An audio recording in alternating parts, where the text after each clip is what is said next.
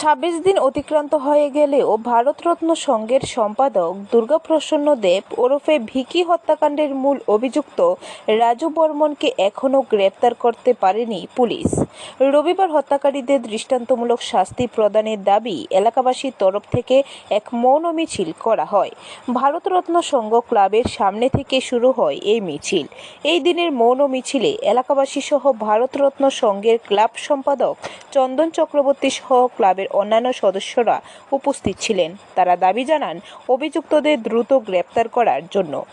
মূলত আমাদের ভাই, সকলের ভাই, আমাদের প্রিয় বিকি, যে নাকি ক্লাবের আমাদের সম্পাদক ছিল, তাকে দুষ্কৃতিকারীরা হত্যা করেছে। তার প্রতিবাদে আমরা একটা মৌন মিছিল বের করছি, যাতে তাকে চিরতরে আমাদের এই সংঘ থেকে বহিষ্কার করা যায় এবং এলাকা থেকে এরকম দুষ্কৃতিকারী যাতে আর ভবিষ্যতে না আর কোনো দুষ্কর্ম করতে পারে, সেই জন্য এলাকাবাসীর একটা দাবি যাতে তাকে এলাকা ছাড়া করতে হবে। ব্যুরো রিপোর্ট, খবর ত্রিপুরা।